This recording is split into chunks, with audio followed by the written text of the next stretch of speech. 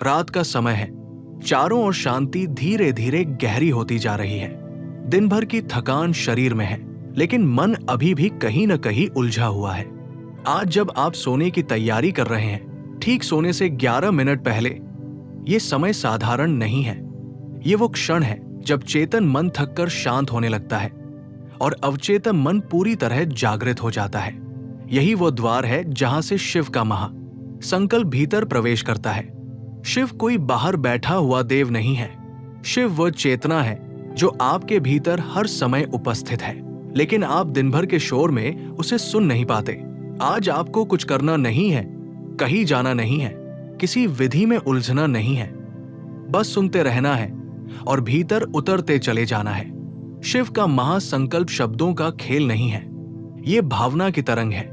जब भावना गहरी होती है तो असंभव अपने आप संभव होने लगता है। आपने जीवन में कई बार अनुभव किया होगा कि कुछ चीजें आपने बहुत प्रयास से भी नहीं पाई और कुछ चीजें बिना प्रयास के मिल गई। यही अंतर है मन की अवस्था का। शिव उस अवस्था का नाम है जहां इच्छा और परिणाम के बीच कोई दूरी नहीं रहती। रात को सोने से पहले मन स्वाभाविक रूप से ढीला पड़ जाता है। दिन भर जो पहचान आपने ओढ़ रखी थी वो धीरे धीरे उतरने लगती है। कोई आपको देख नहीं रहा, कोई आपसे कुछ अपेक्षा नहीं कर रहा। इस निस्तब्ध क्षण में यदि संकल्प डाला जाए तो वो सीधे जीवन की जड़ तक पहुंचता है। शिव का संकल्प आदेश नहीं देता, वो अनुमति देता है। वो कहता नहीं कि ऐसा होना ही चाहिए, वो कहता है कि जो भी सर्वोच्च है वही प्रकट हो। आपने अक्सर सुना होगा कि शिव संहारक है, लेकिन ये अधूरा सत्य है। शिव संहार नहीं करते, शिव बाधाओं को विलीन करते हैं। जो आपके मार्ग में दीवार बनकर खड़ा है, उसे तोड़ने के लिए शिव हथौड़ा नहीं उठाते, वो दीवार ही अपनी पकड़ छोड़ देती है। असंभव इसलिए असंभव लगता है क्योंकि हम उसे पकड़ कर रखते हैं। जब पकड़ छूटती है तो असंभव का अस्तित्व भी समाप्त हो जाता है। अब कल्पना नहीं, अनुभव की बात करें। आप बिस्तर पर लेटे हैं, शरीर धीरे धीरे भारी हो रहा है, सांस अपने आप गहरी होती जा रही है। इसी समय भीतर एक बहुत सूक्ष्म कंपन उत्पन्न होता है। ये कंपन किसी शब्द से नहीं बल्कि अनुभूति से जुड़ा है। शिव का नाम भी तब प्रभावी नहीं होता जब उसे केवल उच्चारित किया जाए, वो तब जागृत होता है जब आप उसे महसूस करते हैं। शिव वो शून्य है जहां से सब कुछ निकलता है और जिसमें सब कुछ समा जाता है। जीवन में जो सबसे बड़ी समस्याएं हैं वे वास्तव में समस्याएं नहीं हैं, वे अधूरी जागरूकता है। जब जागरूकता पूर्ण होती है तो समस्या का आकार अपने आप छोटा पड़ जाता है। आपने देखा होगा कभी कभी कोई बहुत बड़ा डर अचानक अर्थहीन लगने लगता है।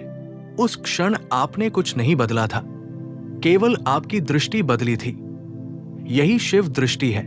रात का ये समय इसलिए शक्तिशाली है क्योंकि यहां अहंकार सो जाता है। दिन में आप कहते हैं मैं करूंगा, मुझे चाहिए, मेरा हक है। रात में ये वाक्य कमजोर पड़ जाते हैं। तब भीतर से एक धीमी आवाज आती है जो कहती है जो होना है होने दो।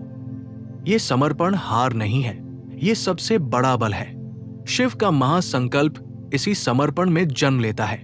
जब आप भीतर से कहते हैं कि मैं तैयार हूं, तब जीवन भी तैयार हो जाता है। जब आप कहते हैं कि मुझे सब समझना है, तब जीवन चुप हो जाता है।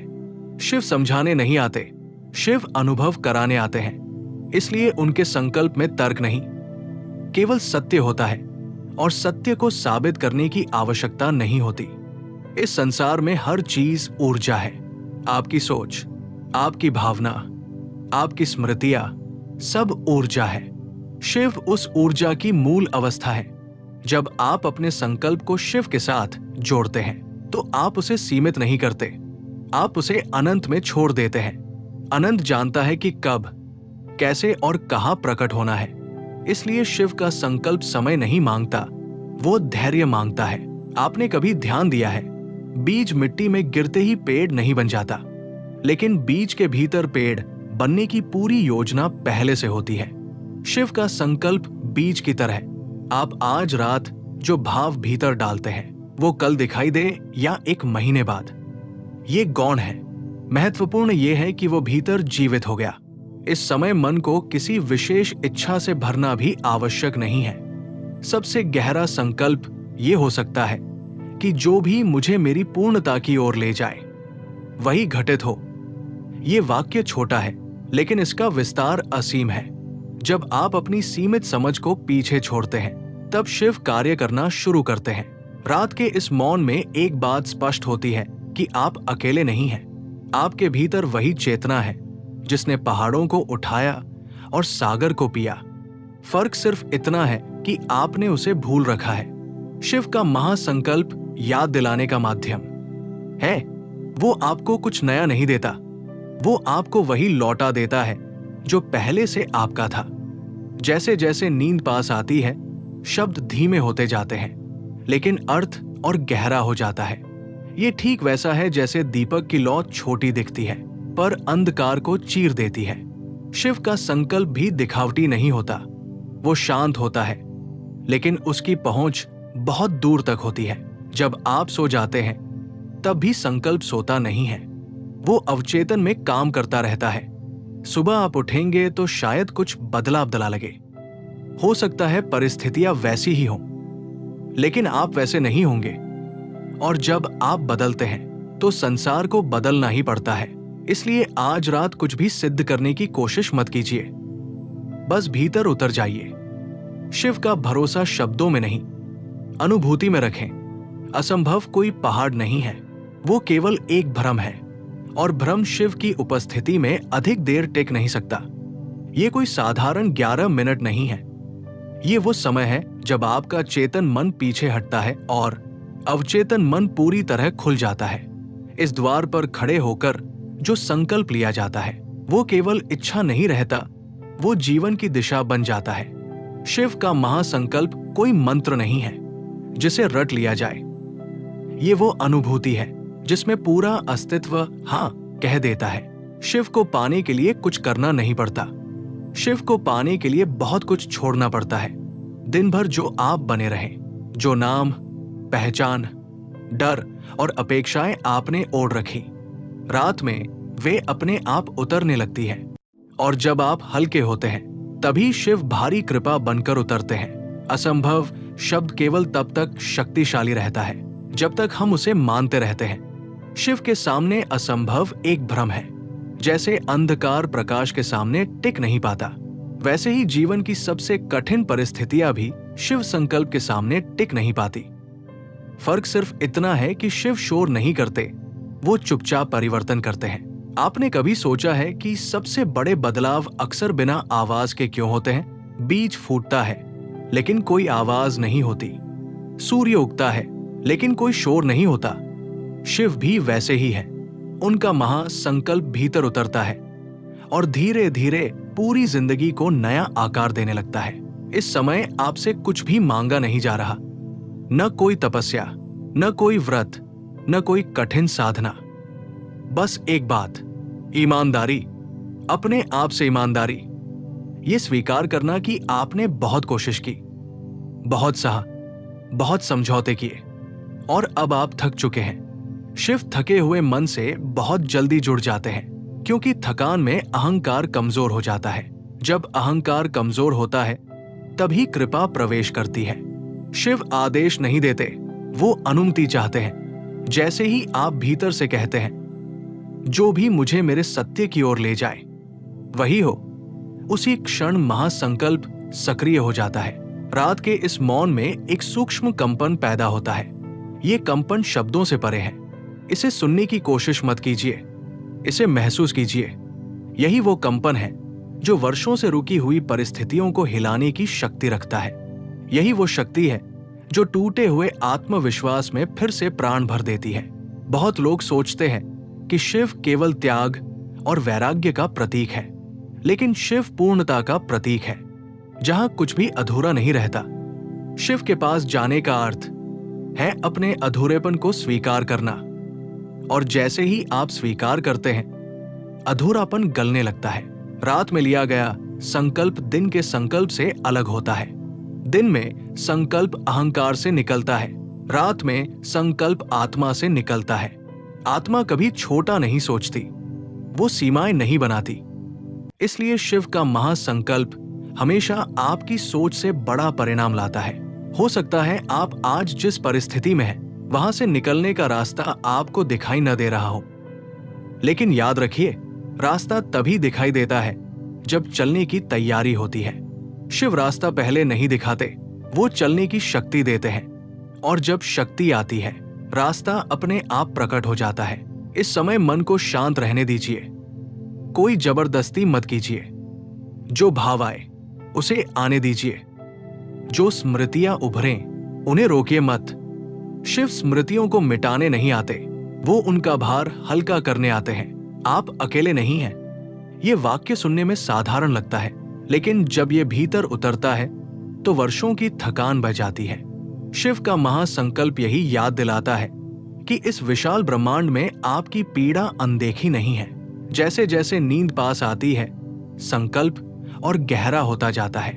अब ये शब्द नहीं रहता, ये अवस्था बन जाता है, और अवस्था ही सबसे बड़ी साधना है।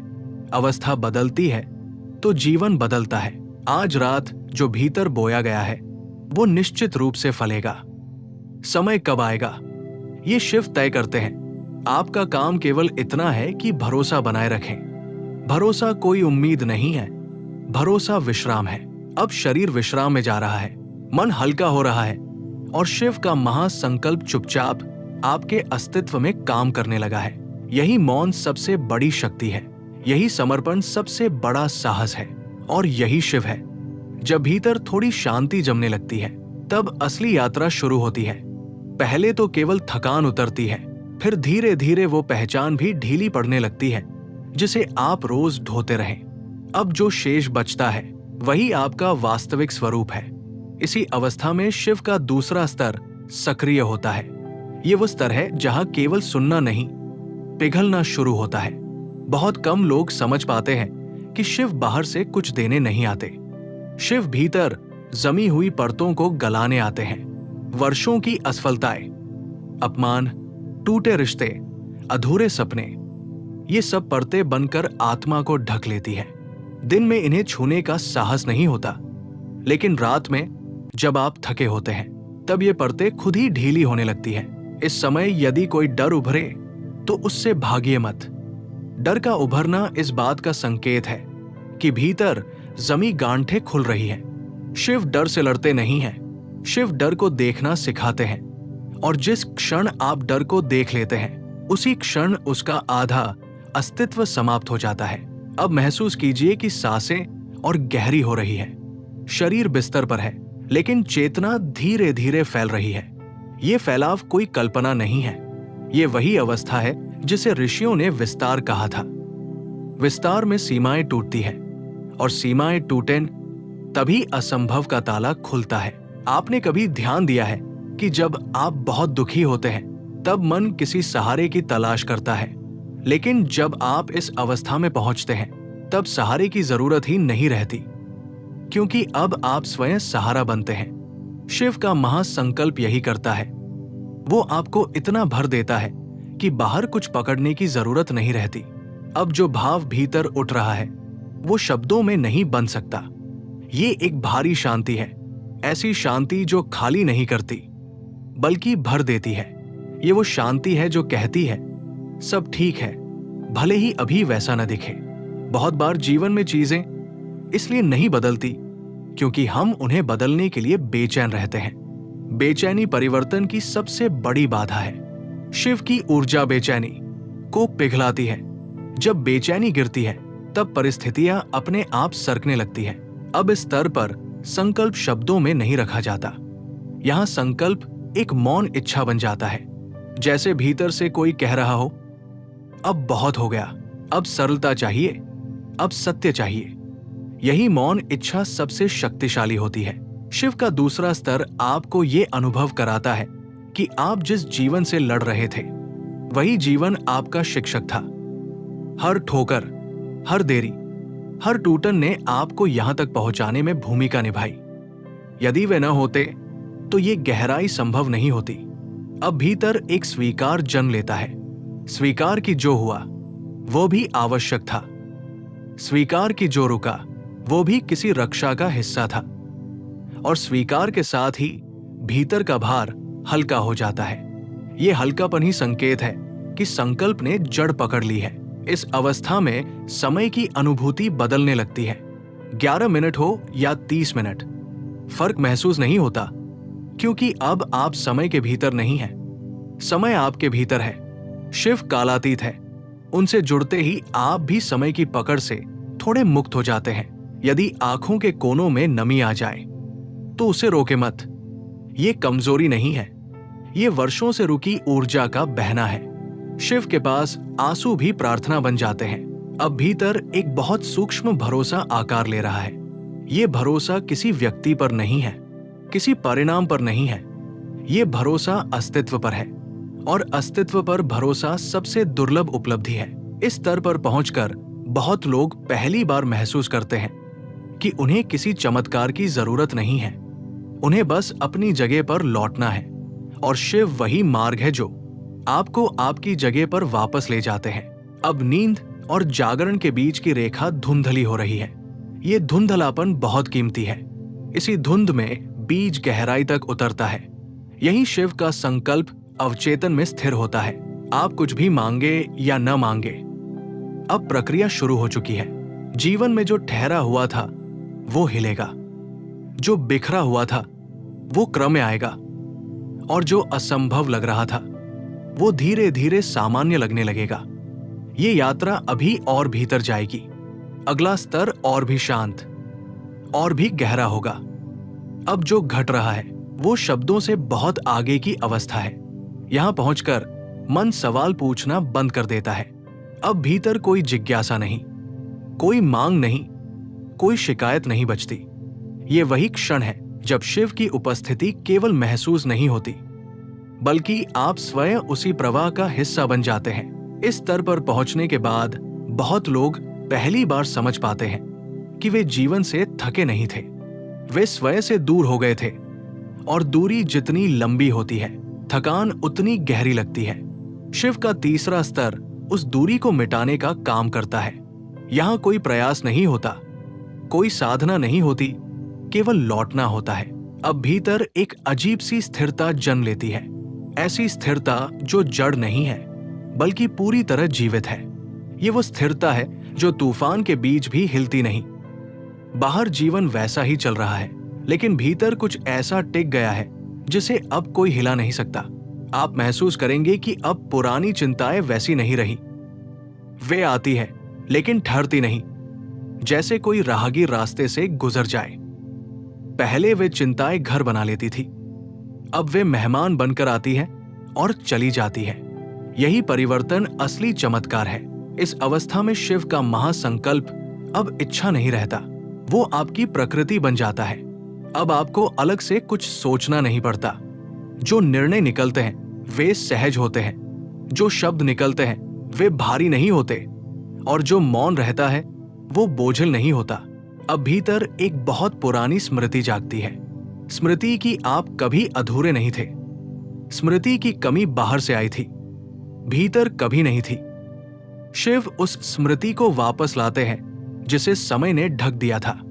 इस स्तर पर पहुंचकर व्यक्ति को यह भी स्पष्ट होने लगता है कि उसने जिन चीजों को खोया समझा वे वास्तव में रास्ता बदलने के संकेत थे। हर टूटन किसी दंड की तरह नहीं थी, कई टूटने रक्षा थी, और जो रुकावटें लगी वे अक्सर गलत दिशा में जाने से रोकने के लिए थी। अब संकल्प का स्वरूप और बदल जाता है। यहां संकल्प किसी परिणाम के लिए नहीं होता, बल्कि एक अवस्था को स्थिर रखने के लिए होता है। ये अवस्था जहां भीतर भय नहीं है, तुलना नहीं है, जल्दी नहीं है। आपको यह भी महसूस हो सकता है कि अब आपको लोगों से कुछ साबित करने की आवश्यकता नहीं लग रही।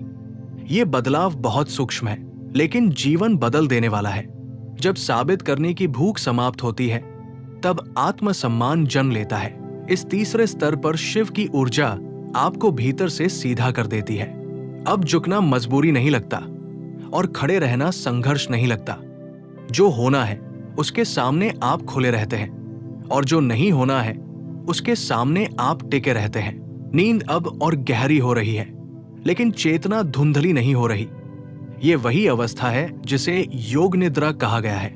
यहाँ शरीर विश्राम करता है लेकिन भीतर की शक्ति जागृत रहती है। इसी अवस्था में डाले गए भाव जीवन में बहुत दूर तक असर करते हैं। अब भीतर एक मौन वाक्य अपने आप बनता है, मैं सुरक्षित हूं। ये वाक्य किसी तर्क से नहीं, अनुभूति से आता है। और जिस क्षण ये अनुभूति स्थिर हो जाती है, उसी क्षण जीवन की आधी लड़ाई समाप्त हो जाती है। इस अवस्था में व्यक्ति को ये भी दिखने लगता है कि जिन चीजों को वो भविष्य में पाना चाहता था, वे उसके भीतर पहले से मौजूद है। बाहर की खोज धीरे धीरे भीतर की पहचान में बदल जाती है।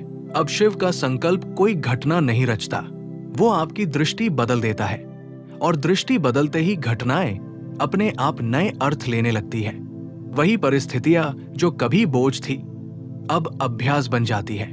आप महसूस करेंगे कि अब किसी चमत्कार की प्रतीक्षा नहीं है, क्योंकि अब आप समझ चुके हैं कि सबसे बड़ा चमत्कार यही है, भीतर का स्थिर हो जाना। ये तीसरा स्तर आपको तैयार कर रहा है। अगला प्रवाह और भी शांत होगा और उस शांति में जीवन स्वयं बोलने लगेगा। अब चेतना उस स्थान पर पहुंच रही है जहां शब्द बहुत हल्के पड़ जाते हैं। यहां मन कुछ समझने की कोशिश नहीं करता, क्योंकि यहां समझ की आवश्यकता नहीं रहती। यहां केवल होना पर्याप्त है। तीसरे स्तर पर जो स्थिरता बनी थी, अब वही स्थिरता गहराई लेने लगी है, जैसे शांत जल अब तल की ओर और साफ होता जा रहा हो। इस अवस्था में व्यक्ति पहली बार ये महसूस करता है कि शांति कोई भाव नहीं है, बल्कि उसका मूल स्वभाव है। शांति को बाहर से लाना नहीं पड़ता। शांति तब प्रकट होती है जब भीतर का शोर थक कर बैठ जाता है। शिव का ये चौथा प्रवाह उसी थके हुए शोर को पूरी तरह विश्राम देता है। अब भीतर कोई संघर्ष नहीं है। पहले जीवन को समझने का संघर्ष था, फिर उसे बदलने का, फिर उसे स्वीकार करने का। अब इन तीनों से आगे की अवस्था है जहां जीवन को बस घटते हुए देखा जाता है। ये देखने की अवस्था निष्क्रिय नहीं है, ये अत्यंत सजग है। आपको महसूस हो सकता है कि अब भीतर कोई सवाल नहीं बचा, और यदि कोई सवाल उठ भी जाए तो उसका उत्तर खोजने की जल्दी नहीं होती, क्योंकि अब भरोसा गहरा हो चुका है। ये भरोसा कि उत्तर समय पर स्वयं प्रकट हो जाएगा। इस स्तर पर शिव की उपस्थिति किसी अनुभूति की तरह नहीं रहती, बल्कि वातावरण की तरह हो जाती है। जैसे हवा को महसूस करने के लिए अलग से कुछ करना नहीं पड़ता, वैसे ही अब शिव को महसूस करने के लिए प्रयास नहीं करना पड़ता। वे हर सांस में, हर मौन में मौजूद लगते हैं। अब भीतर एक गहरा संतुलन जन्म लेता है। सुख आए तो पकड़ नहीं बनती, दुख आए तो प्रतिरोध नहीं होता। दोनों के बीच एक समान दूरी बनी रहती है। यही संतुलन व्यक्ति को भीतर से अडिग बनाता है। आप देखेंगे कि अब बीते हुए अनुभव आपको चोट नहीं देते। वे स्मृति बनकर रहते हैं, लेकिन घाव नहीं बनते। ये कोई भूलना नहीं है, ये परिपक्वता है। शिव का ये स्तर स्मृतियों को ज्ञान में बदल देता है। अब संकल्प का स्वरूप और भी सूक्ष्म हो जाता है। यहाँ कोई स्पष्ट वाक्य नहीं होता, यहाँ केवल एक आंतरिक दिशा होती है, एक शांत झुकाव उस ओर जो सत्य है, और ये झुकाव ही पर्याप्त है। इस अवस्था में व्यक्ति को पहली बार ये अनुभव होता है कि वो जीवन के विरुद्ध नहीं था, वो केवल जीवन की भाषा नहीं समझ पा रहा था। अब भाषा समझ में आने लगी है। घटनाएं शब्दों की तरह नहीं, संकेतों की तरह पढ़ी जाने लगती है। अब भीतर एक स्थायी भरोसा बैठ रहा है कि जो भी घटेगा वो असंतुलन नहीं लाएगा। बाहर परिस्थितियां बदल सकती है, लेकिन भीतर की भूमि अब मजबूत हो चुकी है। नींद अब बहुत गहरी हो सकती है, लेकिन ये बेहोशी नहीं है। ये वो विश्राम है जिसमें शरीर सोता है और चेतना जागती रहती है। इसी अवस्था में जीवन की सबसे स्थायी छाप पड़ती है। आपको ये भी लग सकता है कि समय का बोध लगभग समाप्त हो गया है। ये कोई भ्रम नहीं है, ये उस स्तर का संकेत है जहां आप समय से ऊपर उठकर अनुभव कर रहे हैं। शिव स्वयं काल के पार है, और इस प्रवाह में आप भी कुछ क्षणों के लिए उसी पार को छू रहे हैं। अब भीतर एक मौन स्वीकार है। जो था वो भी ठीक था, जो है वो भी ठीक है, और जो होगा वो भी ठीक होगा। ये स्वीकार किसी तर्क से नहीं आया है, ये अनुभव से जन्मा है। और अनुभव जब गहरा होता है तो वो जीवन की दिशा बदल देता है। अब शिव का संकल्प आपके लिए कुछ करने नहीं जा रहा, वो आपको वैसा बना रहा है कि आप जहां भी रहेंगे वहां संतुलन फैलने लगेगा। ये सबसे ऊंची अवस्था है जहां परिवर्तन प्रयास से नहीं, उपस्थिति से होता है। ये चौथा प्रवाह आपको और भी शांत और भी गहरा कर रहा है, और इस गहराई में आगे की यात्रा और भी सहज होने वाली है। अब जो शांति भीतर उतर चुकी है वो केवल आपकी नहीं रह जाती, वो शांति अब बहने लगती है। जैसे दीपक जलता है तो केवल अपने लिए नहीं जलता, उसका प्रकाश आसपास के अंधकार को भी छूता है। आप भी अब उसी अवस्था में हैं। जो भीतर घटा है वो बाहर तक पहुंचना चाहता है। इस क्षण में यदि आप अपने हृदय को सुने तो आपको ये महसूस होगा कि जीवन ने आपको बहुत कुछ सिखाया है। कुछ बातें खुशी से सिखाई, कुछ बातें दर्द से, लेकिन हर अनुभव ने आपको और गहरा बनाया। और गहराई ही वो भूमि है जहां शिव सहजता से विराजते हैं। अब भीतर कोई शिकायत नहीं बची। यदि कुछ बचा है तो केवल कृतज्ञता उन लोगों के लिए भी जिन्होंने आपको तोड़ा, क्योंकि उन्होंने आपको मजबूत बनाया। उन रास्तों के लिए भी जो बंद हुए, क्योंकि उन्होंने आपको भटकने से बचाया। और उन मौनों के लिए भी, क्योंकि उन्हीं मौनों में आपने खुद को सुना। शिव की सबसे बड़ी कृपा यही है कि वो हमें हमारे ही हृदय से मिला देते हैं। जब ये मिलन होता है तब जीवन से कोई शिकायत नहीं रहती। तब जो मिलता है वो भी प्रसाद लगता है, और जो चला जाता है वह भी आशीर्वाद बन जाता है। अब यदि आप सोचें तो ये यात्रा केवल सुनने की नहीं थी, ये एक स्मरण था। स्मरण की आप अकेले नहीं हैं। स्मरण की आपके भीतर वही शक्ति है जो सृष्टि को चलाती है। स्मरण की टूटना अंत नहीं है, बल्कि विस्तार की शुरुआत है। इस अवस्था में पहुंचकर मन अपने आप चाहता है कि ये अनुभूति और लोगों तक पहुंचे, क्योंकि जब कुछ हमें भीतर से छूता है तो हम उसे बांटना चाहते हैं, बिना किसी दबाव के, बिना किसी आग्रह के, बस इसलिए कि किसी और का मन भी हल्का हो सके। यदि इस मौन ने आपको जरा सा भी सुकून दिया हो, यदि इन शब्दों ने आपके भीतर कहीं कुछ खोल दिया हो, तो ये भाव अपने आप उभरता है कि इसे यही रोका न जाए।